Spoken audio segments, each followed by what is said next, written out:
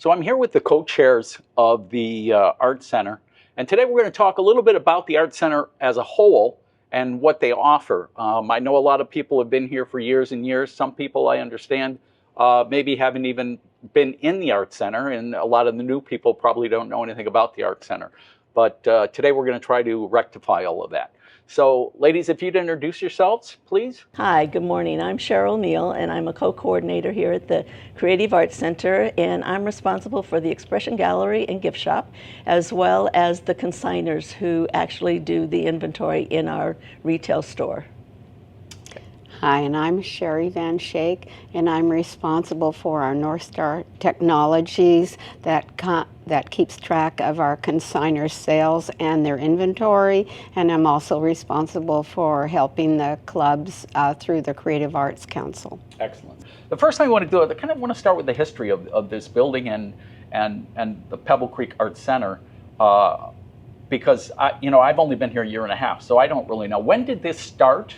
And was it always on the docket, or was something we added later? Give me a little bit of history. Can someone give me? As the old person here, I pretty much know the history because I was not at the very beginning, but pretty much at the beginning. And we used to hold all of our club's activities over on Eagle's Nest side in whatever room we could get available. And then they opened up where the activity center is, and we filled that area and had our gift shop there.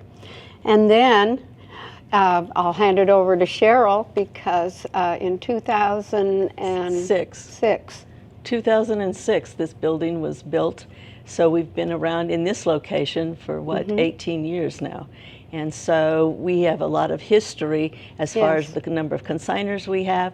The quality of the work that is being done and shown in our gallery is, yes, it's unbelievable. We're so proud of everyone. Was the impetus to build this building because of high demand, or was it always planned to be an art center? I would say it was high demand. People move here to this community because of this center, and it blossomed. Cheryl, I think it's... I think the best thing that you said is people bought here because of this building. That's interesting. They may not be a golfer, they may not be a pickleballer, but they say, I bought here because of what you offer in this building. Well, it's a great addition to facilities, right? I mean, it is. Besides exercise rooms and things like that, to have a spot where you can go and be creative or, discover your creativity, right? Let's talk about that. So people out there that maybe have an inkling, maybe I want to do this, and what kind of things do we offer here? Number one, tell me about the studios. What do we have for studios? And then tell me about the classes or the clubs. We have 15 clubs here that enjoy 5 and 6 studios, depending on how you break it up. But we do everything from acrylics, beading, paper, photography, wood carving, pottery, ceramics, you name it, and including glass. We love you to come up and enjoy our space here. I didn't mention fiber arts, but that's... Fiber arts. That's a big one. It has a long arm where they can go in and do the quilting on the fabric. And what other things are included in fiber arts? What do they do there? Oh, they do table runners. They do a lot of charity work. They do lap robes for seniors. They do chemo hats for women that are men going through chemotherapy, then lose their hair. So we have a lot of that, as well as just coming in and taking a class and making it for themselves and their family and their friends. And within that fiber arts, we have the quilters, we have the rug hookers, we have the sewers. We have the knitters and the sit and stitchers, the people who do cross stitch. So it's a nice cross section of, no pun intended, cross section of a lot of different things, but anything to do with materials and arts. And exactly. So from the standpoint of studio space, what's the biggest studio, and are all the studios dedicated to one thing, or do they share? How does that work? They actually share. There are 15 clubs, and as Sherry said, there's 5 studios, so they have to share. There are certain days of the week that you can find someone doing nimble needles. You can find certain days of the week that you can come in here and do ceramics. Pottery is pretty much open. Wood carvers, they share with the gourd people. The art people, they share with photography and beading and card making. So we have a lot of variety. It depends on what they're working on, whether they can in fact be in that studio without the dust and those type of things, especially the painters. Right. You have to be so careful. Sure. Is there, so, okay, so now, say I moved here, or say I just kind of discovered you guys, and you know, just for example, I want to take a painting, right? I want to take a painting. So what do? Do I just come over and say, hey, can I take a painting? Do I join a club? Do I talk to... You can come over here and say that to us, and we'll help you. But we also have a kiosk in our main lobby that has all the activities that are available here and the person to contact. So you would call that person and they could tell you what classes, or we have a website you can connect to, or we happen to have a class that is available. Come in to the classroom and sign up for that. There's a lot of different ways. We promote it through the Pebble Creek Pebble Creek Post. Every month there's an article about us. Yes, plus the clubs with their meetings promoted, and then we go out to the e-groups that are out there. Are all of the art disciplines tied to a club, or are there some that don't have a club but they can still come in and do something? How does that work? Well, I have an example. Yes. The kumihimo. Yes, I was going to use that good. myself. We have someone that is a snowbird here, and she teaches kumihimo, which is Japanese braiding. But she is not a club. She comes in and uses one of our studios and provides a few days that she teaches a class on it. Wow, that's interesting. We can set that up. Cheryl and I, if someone is interested in teaching but they don't belong to a club, get in touch with Cheryl and I, and we'll help you establish class time and how to get out to people to come in. So it's not that difficult. Yeah, that was going to be my next question. What if someone wanted, excuse me, someone wanted to teach and had something they wanted to teach? Yes. And they would approach you guys and say, hey, right. I've Well, got something and to do. also, as a premier site, we have a lot of people who want to come here and teach, good teachers, and they are not necessarily from our community, but the clubs will contact them, or that teacher could contact Cheryl and I, and would set them up. Interesting. I think that's what brings the quality of the work we see in this building Yes. to a higher level. Not only are the people that are members of clubs teaching, but then they're going outside of our community and bringing in experts, which everyone loves that. Well, that kind of leads me to my next question. The people that come in now, and I started with an example of somebody, I'd like to learn to paint.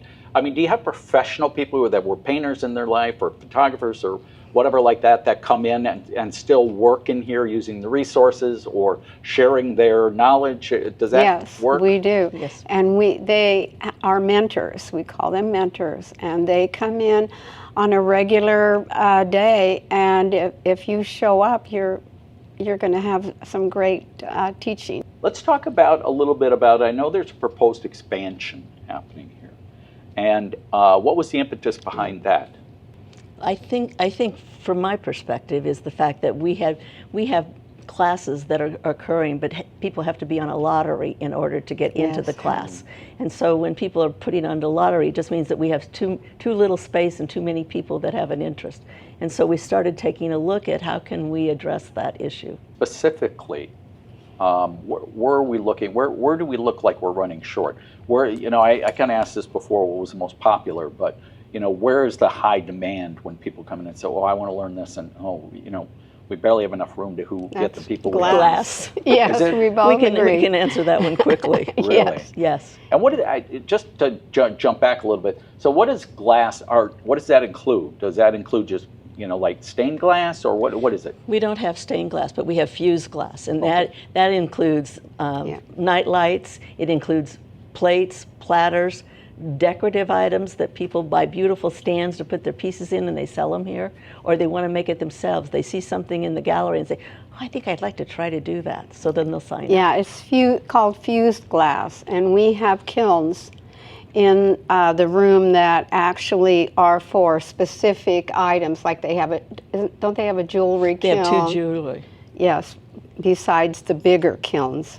Just from a curiosity standpoint, how is the gender makeup Is it more women, more men, about the same? How does it work that way?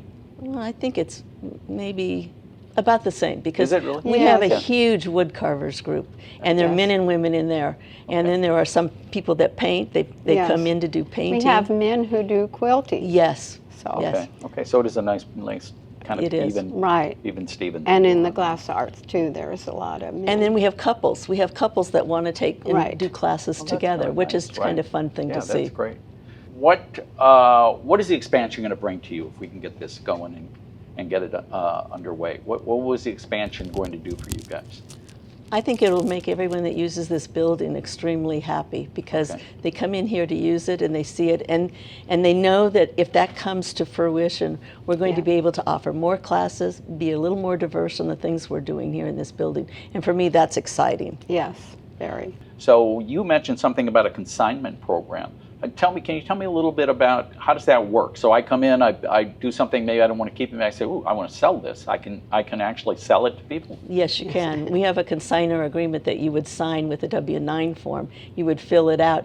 If it's something new that we haven't seen and you're a new consignor, we usually ask that they bring an item in with them so we can see what it is that they're wanting to sell in our retail store. And we have a gift shop or a retail store on site here, right? Yes, we do. A beautiful And what gallery. do we sell everything in there? What do we sell in there? Oh, I wish I could go on, and I know you'll stop me. But, I will. but we have doll clothes, we have cards, we have jewelry, we have fused glass, we have fiber arts, we have paintings on the walls. They all have to be made by the consignor. They can't purchase something and resell it here. Yeah.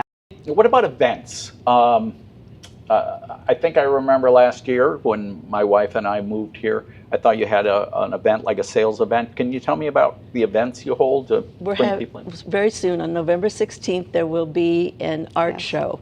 And it is a fine art show in which they're going to be doing a show and they will be selling their fine art. And it's a wonderful event to come to see all the artistry that is done. It's not here in this building because it's so huge. Originally, we had that show here in this building, but we stretched out too much, and they now, I think it's the ballroom at Tuscany. It's Tuscany Falls Ballroom on November 16th. And is it outside vendors too, or is it just people from here? Oh, it's just us. A lot of our events are usually for our community, I although don't think other than Holiday Fest, it's open. I think to enter into it, you have to be a consignor. Yeah. And what about any other events? So that's in November? That's November 16th. And then starting around the middle of October till the first of the year, we will be having seasonal quilts hang in our hallway. Beautiful. So people can come and see the quilts. And they are. They're just the designs beautiful. are like award worthy. They're just... Some are they going to put for sale on some of those? They told me they would. Yeah.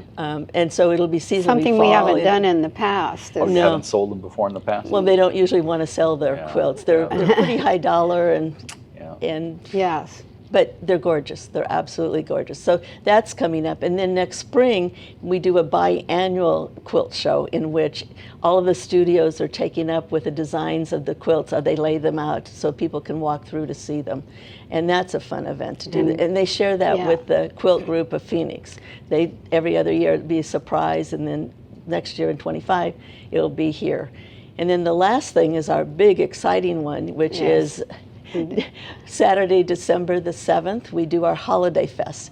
And we have over 300 consigners that can, in fact, but we have to limit it because of our space. Yes. Do you do that here? We do that here. in the building. And last year it made over $34,000 for 6 hours of being open from 9 until 3 on the 7th of December. So, and you have to sort of elbow your way through because it gets it's crowded. Wonderful. It's so fun. It is. That's great. It's one of our great events. Well, I'm excited to get more involved with you guys. I really appreciate you guys doing this.